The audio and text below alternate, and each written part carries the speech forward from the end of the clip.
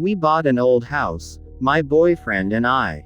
He's in charge of the new construction, converting the kitchen into the master bedroom for instance, while I'm on wallpaper removal duty. The previous owner papered every wall and ceiling. Removing it is brutal, but oddly satisfying. The best feeling is getting a long peel, similar to your skin when you're peeling from a sunburn. I don't know about you, but I kinda make a game of peeling, on the hunt for the longest piece before it rips. Under a corner section of paper in every room is a person's name and a date. Curiosity got the best of me one night when I googled one of the names and discovered the person was actually a missing person, the missing date matching the date under the wallpaper. The next day, I made a list of all the names and dates. Sure enough, each name was for a missing person with dates to match. We notified the police, who naturally sent out the crime scene team. I overheard one text say, "Yup, it's human." Human. What's human? Ma'am, where is the material you removed from the walls already? This isn't wallpaper you were removing.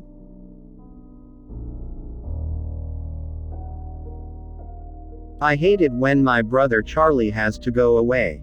My parents constantly try to explain to me how sick he is. That I am lucky for having a brain where all the chemicals flow properly to their destinations like undammed rivers. When I complain about how bored I am without a little brother to play with, they try to make me feel bad by pointing out that his boredom likely far surpasses mine, considering he's confined to a dark room in an institution. I always beg for them to give him one last chance. Of course, they did at first. Charlie has been back home several times, each shorter in duration than the last. Every time without fail, it all starts again. The neighborhood cats with gouged out eyes showing up in his toy chest, my dad's razors found dropped on the baby slide in the park across the street, mom's vitamins replaced by bits of dishwasher tablets. My parents are hesitant now, using last chances sparingly. They say his disorder makes him charming, makes it easy for him to fake normalcy, and to trick the doctors who care for him into thinking he is ready for rehabilitation. That I will just have to put up with my boredom if it means staying safe from him. I hate it when Charlie has to go away. It makes me have to pretend to be good until he is back.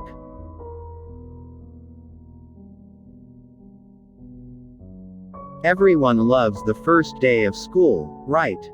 New year, new classes, new friends. It's a day full of potential and hope, before all the dreary depressions of reality show up to ruin all the fun. I like the first day of school for a different reason, though. You see, I have a sort of power. When I look at people, I can sense a sort of aura around them. A colored outline based on how long that person has to live. Most everyone I meet around my age is surrounded by a solid green hue, which means they have plenty of time left. A fair amount of them have a yellow-orangish tinge to their auras, which tends to mean a car crash or some other tragedy. Anything that takes people before their time, as they say. The real fun is when the auras venture into the red end of the spectrum, though. Every now and again I'll see someone who's basically a walking stoplight. Those are the ones who get murdered or kill themselves. It's such a rush to see them and know their time is numbered. With that in mind, I always get to class very early so I can scout out my classmates' fates. The first kid who walked in was basically radiating red. I chuckled to myself. Too damn bad, bro. But as people kept walking in, they all had the same intense glow. I finally caught a glimpse of my rose-tinted reflection in the window, but I was too stunned to move. Our professor stepped in and locked the door, his aura a sickening shade of green.